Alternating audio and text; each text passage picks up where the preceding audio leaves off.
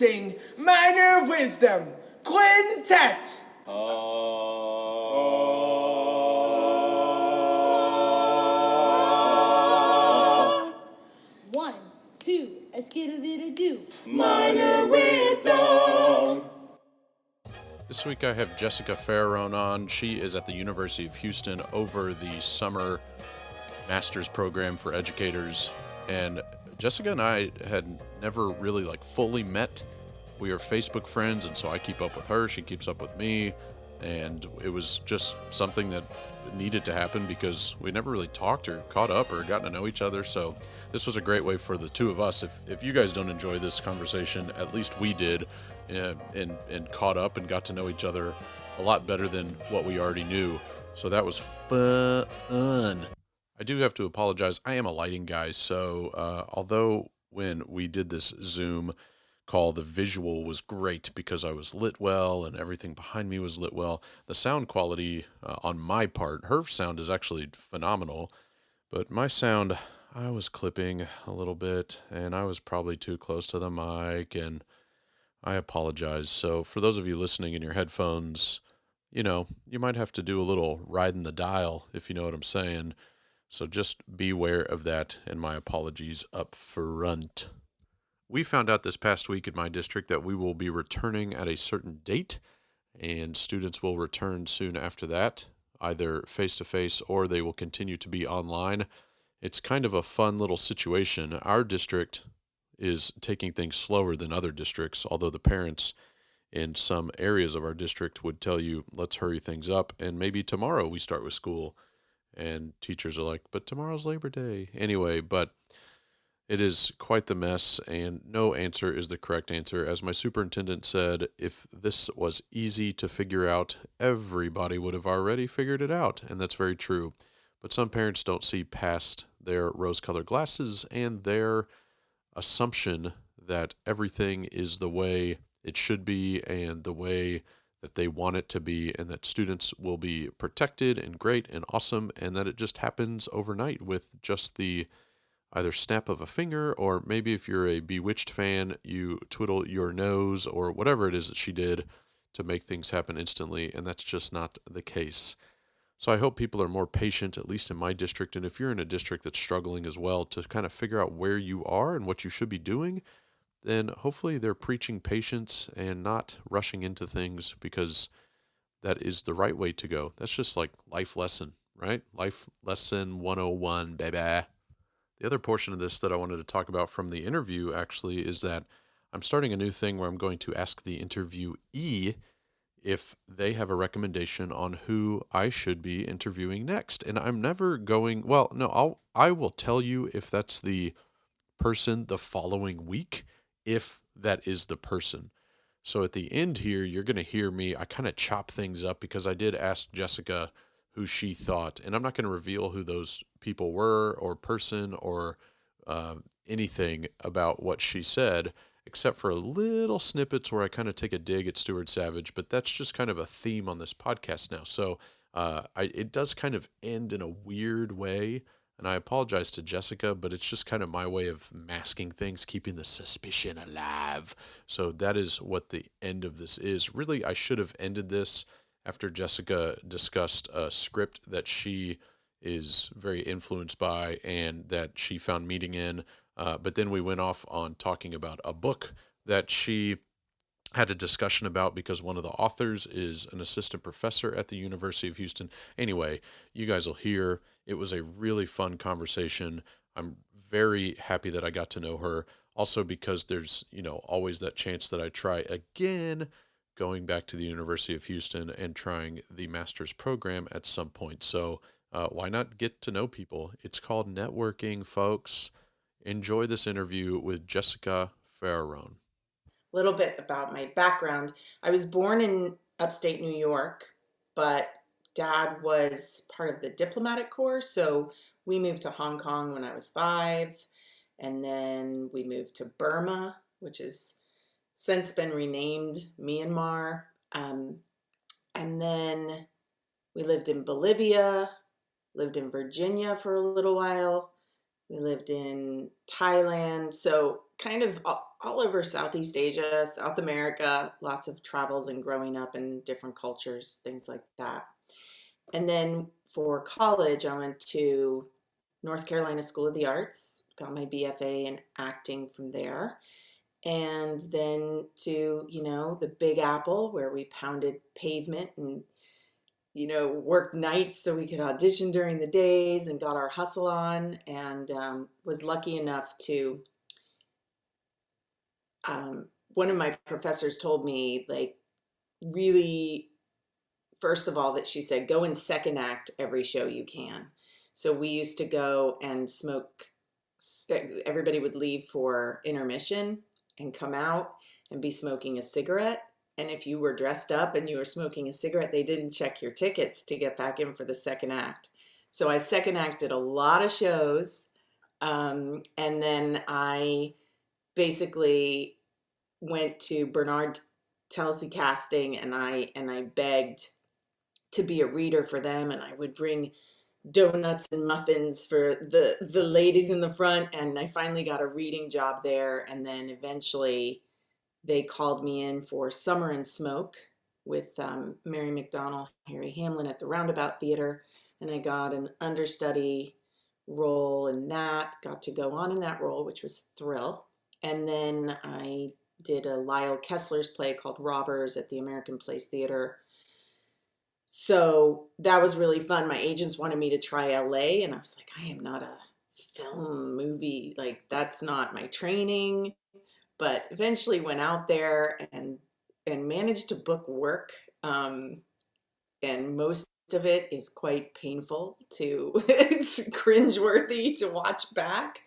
But it was really cool experiences. I grew a lot in that time, just learning about that element of the business. And yeah, that was great. So, did some weird movies with some crazy people, and was on a soap opera for a little while, and wound up doing a recurring thing on NYPD Blue, which was fun. So it was good, but not it wasn't my area, you know what I mean? So I felt like a fish out of water doing all of that. And then eventually settled down, sort of, got married. And when I was pregnant, my husband became super ill. And so he died shortly after my son was born. And that kind of threw everything into like, whoa, reorganization of the game plan here. Let's figure out what we're going to do. So we moved to Texas to be closer to family, and I started teaching at the local high school, and I fell totally in love with it. It was, happenstance, but a great thing. So, and then got my MA at University of Houston with Jackie de Montmollin at the head of that program. And upon graduating, she was leaving, and some people reached out to me, and I thought no one would take over for her. Like, you'd have to be out of your mind. So no, thank you. But persuasive people and working with great people, and a program, obviously, that I believe in so fully. So here I am a few years later, still at it. We even made it happen during a pandemic. Yeah. So Yeah, you did. I'm hopeful. Yeah, I know some people in the program currently, and I know some people that were in it back when you were in it. So, Right. uh, so a few things. You said quite a bit there that made me think of quite a few questions. The first one I'm going to ask that's going to lighten the mood. Do you still keep in touch with any of those L.A. Actors and such? Any big name people that are sitting in your phone right now? Uh, I might have a couple. I will say I don't keep in touch Yeah. probably Uh, with many of them. Sometimes in weird ways circles pass sure. and we'll kind of reach out to each other, and that's kind of cool to be like, "Oh my gosh, they remember me. Yeah. That's so nice." But um but I would say probably I got to work with some incredible Yeah. people. but the That was one a that people huge seem show. most impressed by was NYPD Hmm? Blue was a very popular show when it was on. I mean, it Yeah, was a huge deal. So I remember yeah, that. yeah. My mom was a huge fan of it. So, uh, but yeah, that's kind of cool. I'll have to go. We'll have to go back and watch and see if we can spot you. The like Where's Waldo Oh my of gosh, for don't do Jessica. it. Don't do it. Yeah. That's fun. What do you think it was about, or maybe you know the answer. Maybe you don't have to think you know the answer. What do you think it was that your agent, your East Coast agent, was saying you should go to the West Coast? What was it that they thought you had that you didn't know you had or think you had? What's really funny is my East Coast agent, I think, wanted to send me out to LA thinking it was a financially more viable opportunity. It was kind of everybody was in this mode of like being bi-coastal and, hey, um, so I think it was probably more financially driven for them. But as soon as I got away from them, I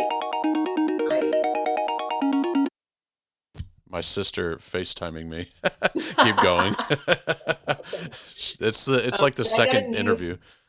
I got a new agent when I was in LA. And here's a funny little story. Yesterday, I was reading an article about Chadwick Boseman, and it was an article written by his agent talking about, hey, this is how we kept it under wraps, and this is why, and they talked about the fact that he just felt like so many people in the world were going through so much more in a way than he was, and he didn't want energy expended on him in that way. And I'm thinking, but people could sell that story. It's amazing to have a circle like that, right? And I get to the bottom of the article, and it was Michael Green, who was my agent when I was in Oh, LA. And he is a ride or die kind of guy. right. But it's also a testament to Chadwick because he's a boutique agent. He's not CAA or, William Morris. So he probably signed Chadwick early on in his career, and Chadwick stayed with him, which is also kind of amazing. So, Yeah, that is that whole thing, the Chadwick Boseman thing is. So I was watching something this morning on it about how he kept it quiet and why he kept it quiet, and yeah, similar thing, and how he still stayed extremely active with the kids and the why can't I think of it right now, the where they go visit terminally ill children. Uh, Make a Wish Make a or Wish, St. thank you, Make a Jude Wish, or yeah, Make a Wish, and how he felt an obligation to do it, but even though all these kids, none of these kids knew that he was going through the same sort of fight that yeah. that they were. Um, yeah, interesting. He's inspired, even he's inspirational even through death. It's that's very rare, rare air. And Uh, the things that he accomplished in such a short burst of a life, yeah, just yeah, incredible. and The people he touched. I don't want to keep things down, but I do have we have a very similar um, sort of probably a similar story. Uh, and if you don't mind, I'm going to ask you one or two things about it. But you mentioned that your husband passed away years ago, and Mhm. that kind of swung you into kind of rethinking how, what am I going to do? Yeah. And I have a similar story, not my husband, but my parents uh, passed away in the same year within just a couple months apart. And it did the same thing to me. So as far as like just rethinking, and it ended up, obviously it was turning a negative into a positive and saying, I'm not going to just stay here and sulk. I'm going to do something about this Yeah. and make sure that for at least while I'm around, I'm going to do everything I can to make everyone else very happy. And, you with a child and just me with, at that time, me. So, Yeah. and Yeah. I mean, catalytic events, yeah, yeah. like So, those are the moments. but what's interesting is it led both of us to education. And and that's where I was going with this. I wonder what it was psychologically that said, and I know you mentioned coming down here to be closer to family, but Hmm. you could have, you could have done any, I mean, you could have career wise, you could have done anything, but you and I both have similar stories in that we both were like, well, let's go teach. And I wonder what it is about that. Maybe you're much smarter than I, so maybe you have more of an eloquent way of saying it, but I wonder what it was about education that drew us. I could say my mom was a teacher, but I hated being in school. Like I did not like school. Yeah. Yeah. So the fact that I'm in my 11th year and I now have a master's in education, like 15 year Right. 15-year-old me is so mad at me right now, Yeah, yeah. and confused. Right. So what do you Sure. think it was about you that said, give this a shot? I think mine was really like I went into survival mode, in every possible way, and especially with a little person to take care of. So it was kind of like, how can I parlay my skills, talents, maybe, don't want to push it, but the things that I can do into something that's survivable. And I also want to say, when I was younger, I dreamed of being a teacher. So I would line all my dolls up. My mom has pictures of me. I would play school every day. So it was kind of a little bit of a natural fit, but it was forced in the moment to happen. And once it happened, it was such an epiphany for me because I think as an actor, you live a life that is all about you. You you you are your own product. You walk around with giant pictures of yourself with descriptions of all your special skills on the back of it, and you give them to people and you talk about yourself, and it's very myopic that way. And then all of a sudden I was thrust into this career that the last thing it was really about was about me, and it was about so many others with so many differing needs, and it was so fulfilling. That head to pillow moment at the end of the day, I felt better than I probably ever had. So that was it. I How was how, hooked. how long did you teach in the high school world? 10 years. Okay. Yeah. So I did, well, let me see. I did 2 years, almost 2 years in the junior high world. Okay. And then I think it was 7 or 8 in the high school. Okay. How'd you do? Where were you on the in the you weren't raised in the UIL one act play world, Not at all. and so I'm sure that was a little bit of a kind of a shock to you. Oh, such But a shock. we Not only only was I, we yeah, yeah we not only only was I not raised in the UIL world, but I wasn't even raised in the States. it's So true, it's true. theater for me was like Completely getting a different. friend and putting on a skit in the backyard growing up, Right. So the first time I went to a TETA event, I was like, what Yeah. is this? All of these people are here for theater Yeah.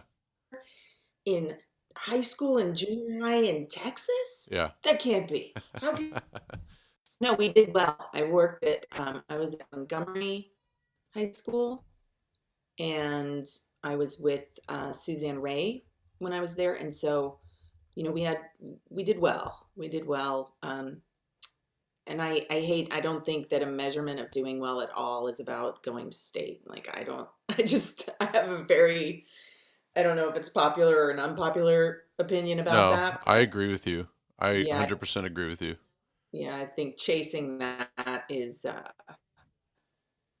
not the right MO for anybody to Yeah. have, but I have a huge appreciation for it. I'm so thankful we have it in this state Yeah. because it's why theater is what it is. But I don't think that's really the ultimate measurement of Right. success. So we do have students that went on to pursue it, students that went on to pursue completely other things and be really successful in their fields because, they were able to stand up and speak and face those fears, I think.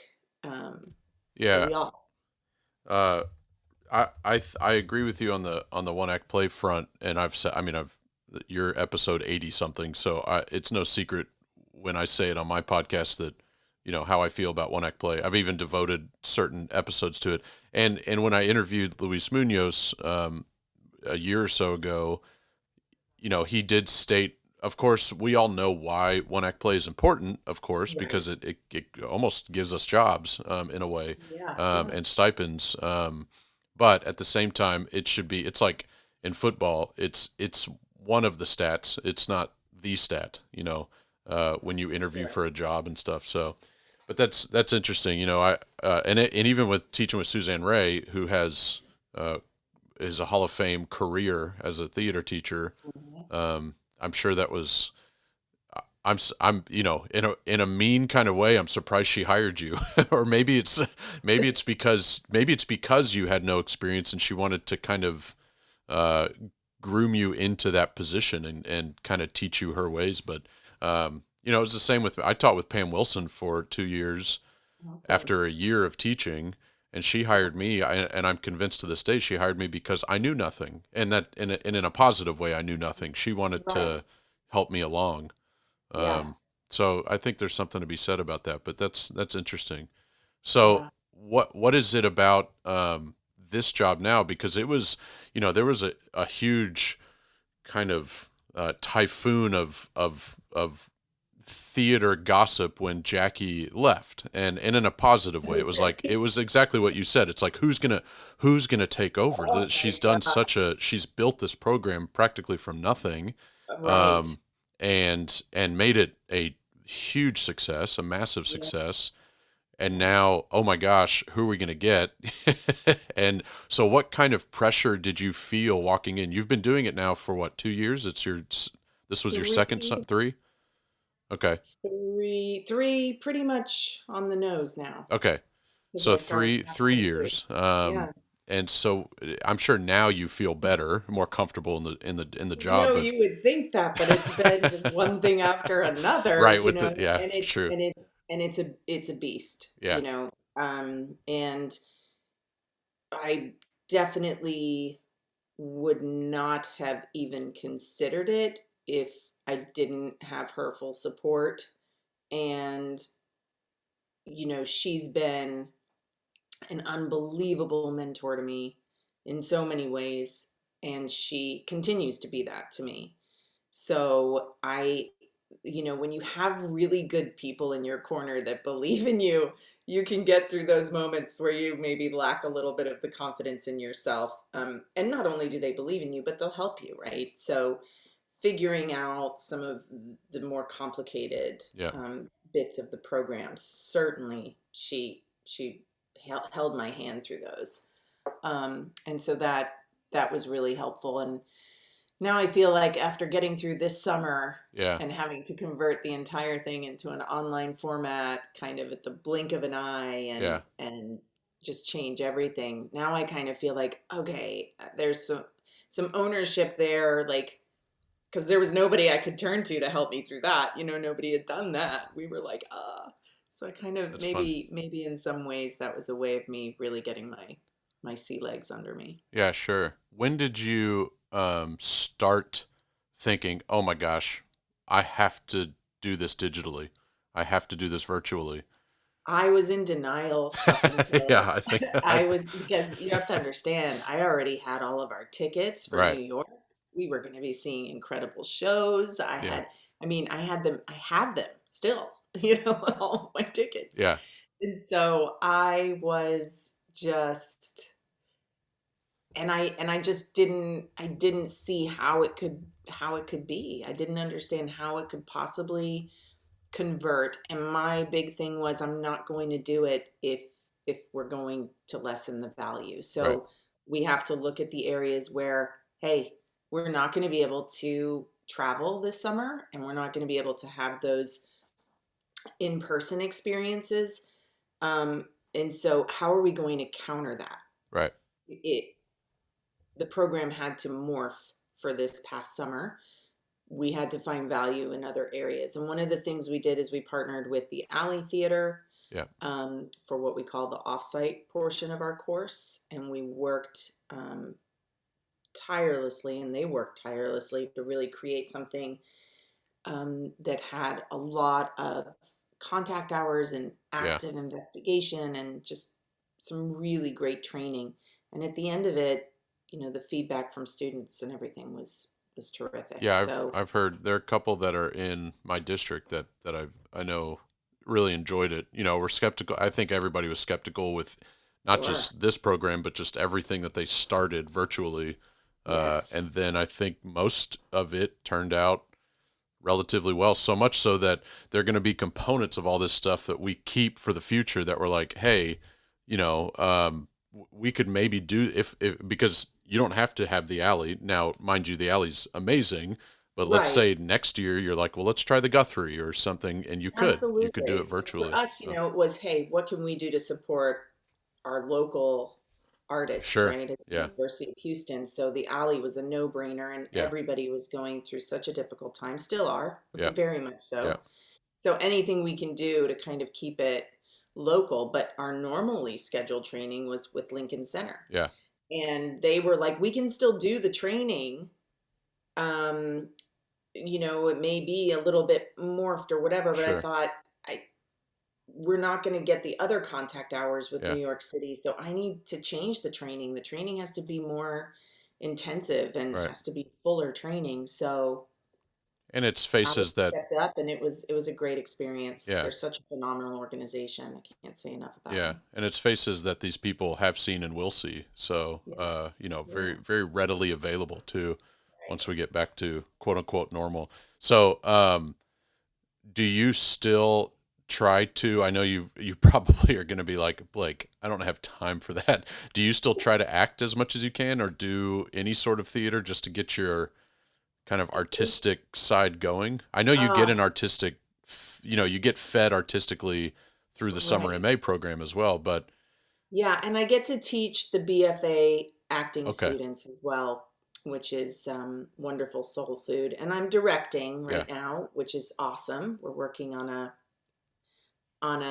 MFA playwriting piece. Okay. We're devising it right now, Yeah. so that's really cool. And trying to do that in this format, we're really making some awesome discoveries. Yeah. So I feel like artistically, I'm opening back that door back up to allow more of that in now that I've kind of got a grip on Sure. everything. But I definitely miss performing, and that's at the top of my list of yeah. When I officially come up for air and catch my breath a little bit, I'm definitely Right. going to be pursuing that Right. somehow. Yeah. Good. Good. Yeah. Because I can't imagine. That was one of the reasons, as when I left, when I quit at my school at Dulles, to come pretty much join you guys at the for the Right. for the full Makes me MFA, so not the or I excited. say full MFA, that I don't want to make that sound, for the year long MFA program, but it was partially because I just you know I still need that artistic fix, and I knew that, even though most people, I guess, didn't realize, even though I've got this flag right here in the image, you could see it, but I guess most people didn't realize I've already had Kevin Rigdon. I've been there, done that with Kevin, and but that was part of the turn on of coming back, was Yes. you can never have too much Kevin Rigdon. So You can uh, never have too much no, Kevin Rigdon. so That's for so sure. that was part of my drive, was to come, kind of, because I don't think it's any secret, he's definitely on the down, the bottom part of his career as far as in education, and so I wanted to soak up as much as I could from that man before he left, and that's not to say I won't in the future, but I get it, needing to kind of feed your soul a Yeah. little bit. Yeah. And It's I think too often that's something teachers overlook. yeah, And it's kind of become socially, I mean, it's just the norm, yeah, Most teachers, and certainly the good ones, are doing this because they are so invested yeah, in their students, and administrators and districts and states and people take advantage of that. They know, hey, you're going to give everything you can, but at the end of the day, you really can't pour from an empty cup. So you have to find ways to keep yeah. yourself, you do, know. do you guys teach I know you don't spend a ton of time on it probably, but do you guys teach kind of self-care, and making sure that, like you just said, your cup is at least half full in order Yeah. to be able to give back? Yeah. I think it's becoming more and more so. When we kicked face to face instruction to the curb in March and everything went online, self care, I think, became at the forefront of everything. And it's funny that you mentioned that, because I was going through some of the articles and, different books and theories and uploading everything to our Teams account for my students right now. And one of the articles that I have, and I won't say the name of it, um, but it was basically like why actors need to train. And the quote at the very top of it said, "The only reason you should ever miss a rehearsal or performance is death." And this is something that as theater artists, we've propagated for a really long time.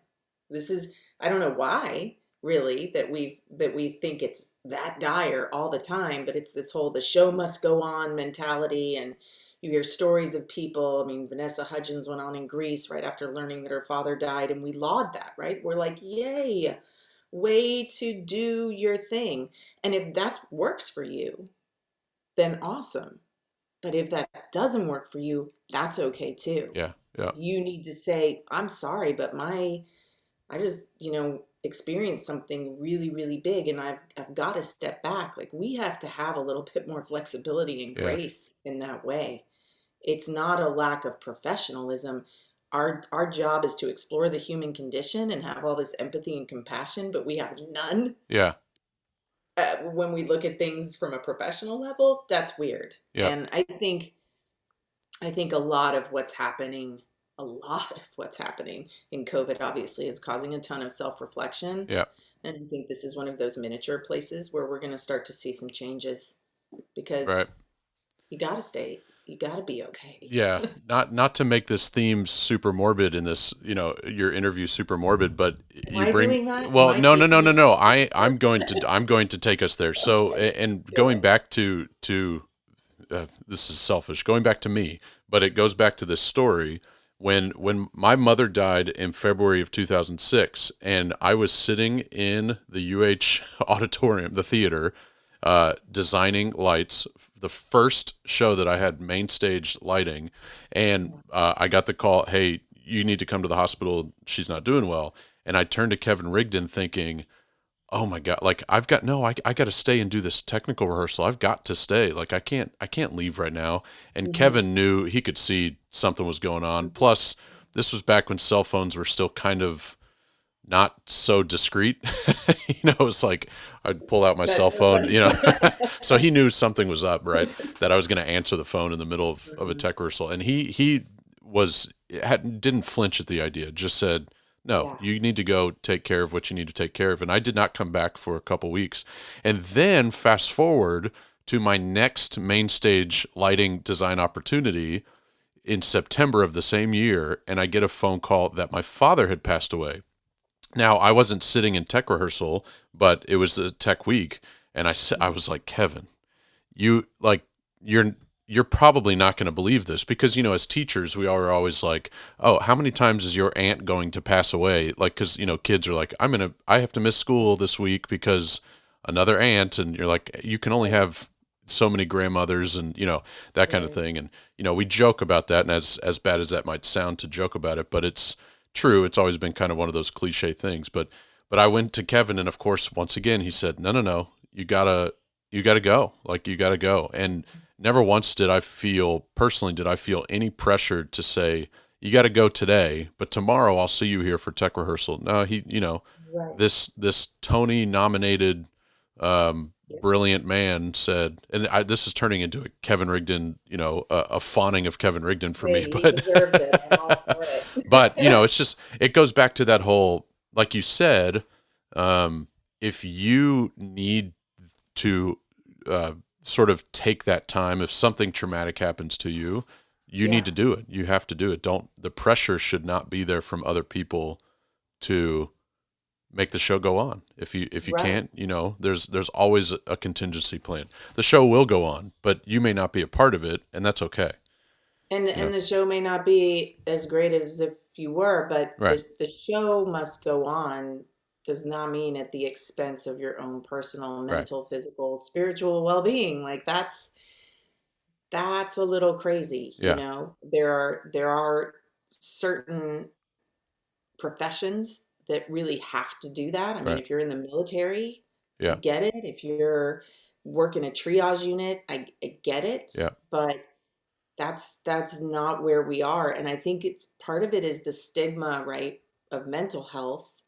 I mean, why do kids say that their 34th aunt has just passed away Right. and they can't make it? What's really going on? And why Right. can't we get to that, right? Yep. And I know there's not enough time in the day to dig as deep as we need to with Yeah. every single kid, but as a society, we can do better with this conversation. Yeah, 100% agree. And maybe that'll be something that gets focused on a little more at this, now TXETA or at Thespians or something like that. The Yeah. mental health. I know my sister, who's a social worker, just talked about, she did a session at TTEC last year, or I guess this year, but in January, about take care of yourself. You've got to be able to do that, or you're not going to, like you said, not your cup is going to be empty. All right, let's get off of that. Uh, the other thing that you said at some point is, and I don't want to necessarily bring up the smoking part of things, but the theme of you saying the second act, get into the second act, right? It reminded me of my time when I was touring. I used to always say to my friends or family that came to a show or anything, they'd say, "Do I need a backstage pass?" No, act like you belong. Act like you're supposed to be here, and I guarantee you will rarely ever get stopped by somebody, which is horrible because because now you're backstage at the Justin Bieber concert and they're like, "Who in the hell is this?" Um, but it's just funny. It reminded me of those kind of stories Yeah. that, I mean, being a starving artist is real, yeah, and knowing, having the privilege of knowing a lot of successful artists, they love hearing that yeah, kind of stuff. They love the idea of somebody, you know, it's you're not really breaking a law. I mean, the ushers should yeah, be better. I don't know what to say. You've got to figure out a way to get yourself in the room to see what's going on out there. Again, I don't want to make it a huge issue, but why are these tickets so darn right, expensive that we can't get the people who love this stuff and lives could be changed by seeing these things? We can't get them in the room. right, Talk about the room where it happens. right. Come on. Yeah, no, that's true. That's very true about, yeah, the passionate ones are the ones struggling to make ends meet, and and now you're letting in oil tycoons that are just there to be seen, maybe like that. Yeah, Right. I get that. So I've got to ask about education side of things too. What is it that you miss about a high school kid that you don't necessarily get from some of your college students and the master's students? It's a great question. And it's going to sound like a super cheesy answer, but it's 100% true. I miss the kids that I taught theater one for a long time. And if you've taught theater one, you know that you're going to get a couple of classes with students that didn't sign up for that, absolutely don't want to be there. They didn't sign up for any elective because they don't want to be in it, or whatever.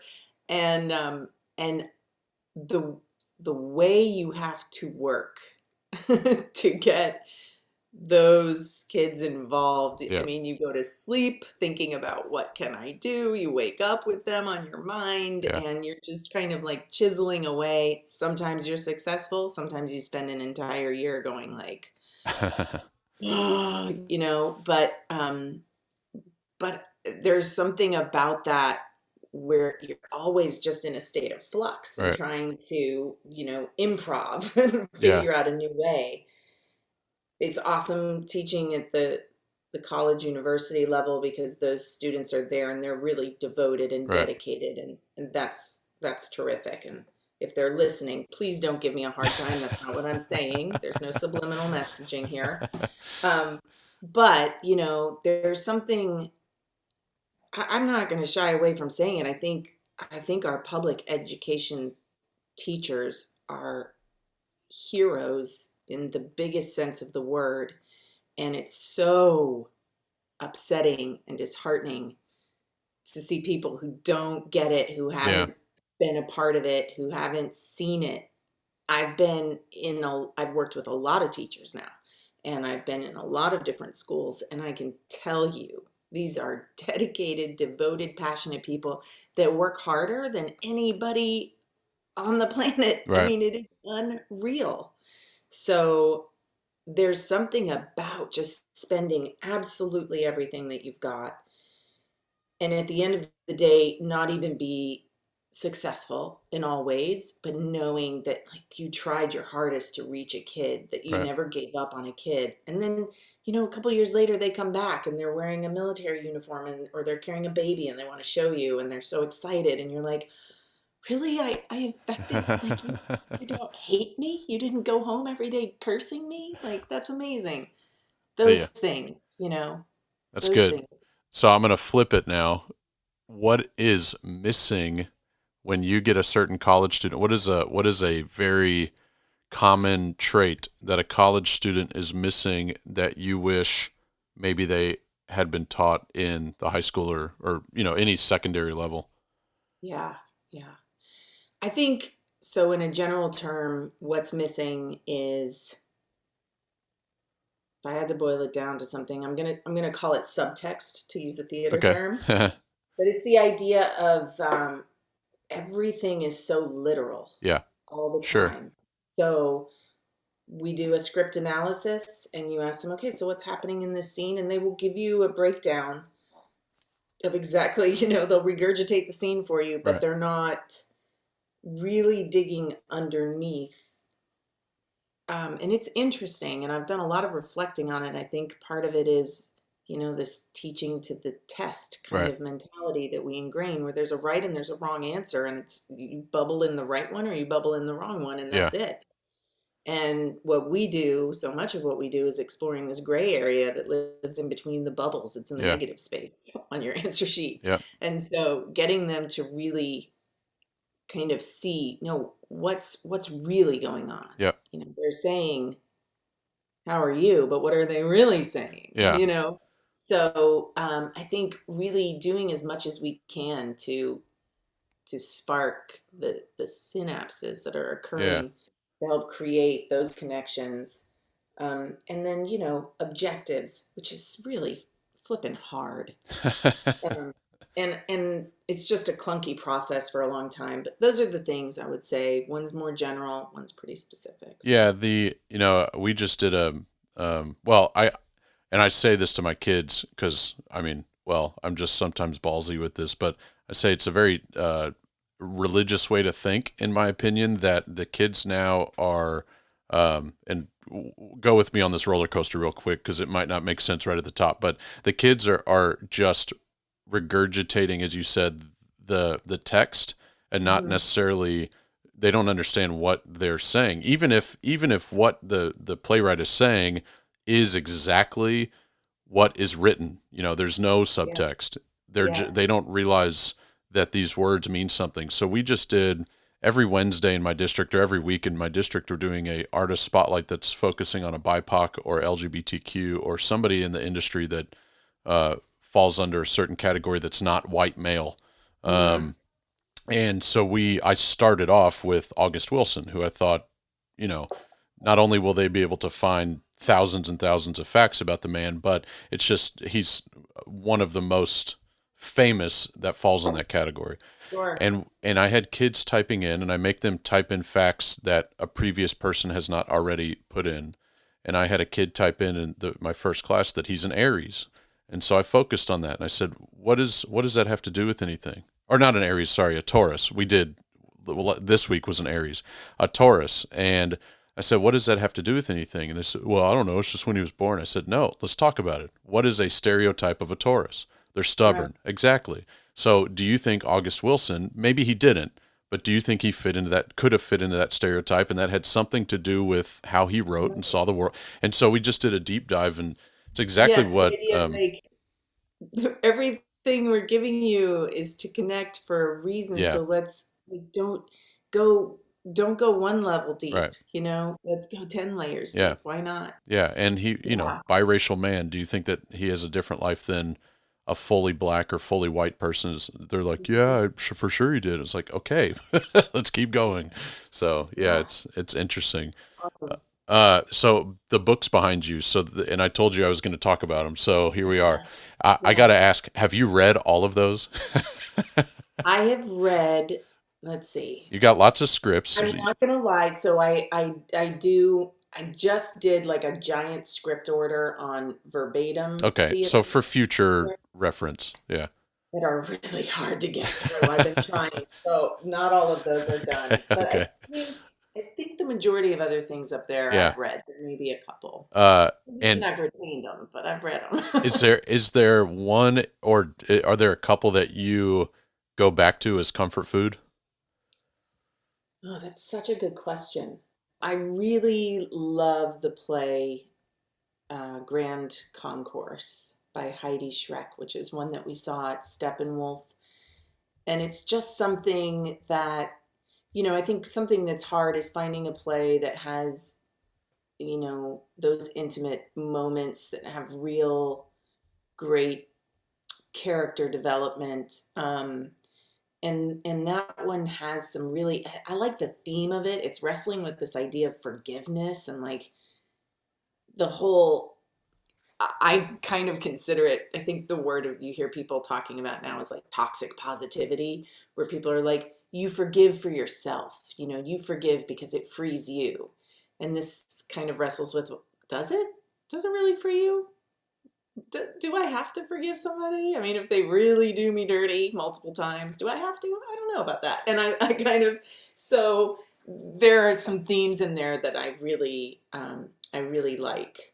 I'm definitely expanding my personal canon and the usual canon, right? So working a lot on trying to come up with some plays and just doing a ton of reading because I don't want to just be like, oh, look, here's a BIPOC play by a BIPOC playwright. Let's just Right. do it. Right. Really going, okay, I want to read as much as I can, that's maybe not the typical fodder because there's so many incredible emerging playwrights. So I've been reading a lot of those, really getting myself kind of immersed in that work right now. Yeah. So been a lot of reading lately. So I'm gonna finish up with this, and I actually have two questions, but one, well, we'll get to it. Uh, is there something you've read, other than what you just mentioned? Is there something that you've read that has changed how you look at theater in the future, or if that makes sense? Is there something that's kind of like you had an idea of what you thought was correct, and then you read it, and not necessarily theater, but even life, and then you read it, and it kind of just switched you up or made you think a little deeper, harder? It wasn't something that I read, but it was a conversation that I had with Okay. someone. Um, and we were talking about, and this was before March. This was actually in November of last year. And we were talking about Shakespeare and then, just kind of talking about. So, okay, there's a great thing out there right now. It's Laura Turchi and Ayanna Thompson, and I'm going to butcher the name of their book, but they did a book that was kind of geared towards approaching Shakespeare with high school students. And it was a great book, and it came out, I don't know, maybe a decade ago. And they gave a talk, and they were like, you know what? That doesn't apply anymore. Like, we have to rewrite, reconfigure everything because Gen Z is changing the game completely. And they Teaching blew my teaching mind. Shakespeare with a purpose. Is that right? Yeah, yeah, Okay. that's what it is. And their conversation over this just kind of blew my mind, talking about how Gen Z, they're all about influence and they are not all about affluence. If you look at our workforce right now, we have 5 generations of people working together, and how that's affecting everything. Um, and and so just spinning everything on its head, this idea. And they said if we were teaching Shakespeare right now, you have to acknowledge that he was not a great dude. You have to talk about the themes, the things he did, who he was as a man, and you can't just put him on a pedestal and be like, he is Shakespeare. He is the almighty, omnipotent Shakespeare, and so he's all of these things. And they said, what we're seeing happen right now across the nation, statues are coming down, that those movements are largely happening because of young people. Schools are being renamed because young people are saying, I don't want to be affiliated with Robert E. Lee High School. Like, I don't want that. I don't want that, right? They are demanding, they're very aware of identity and the importance of your own personal detailed identity in moving through this world, which is why we're seeing the expansion of different vernacular and the ways to approach and speak about different populations.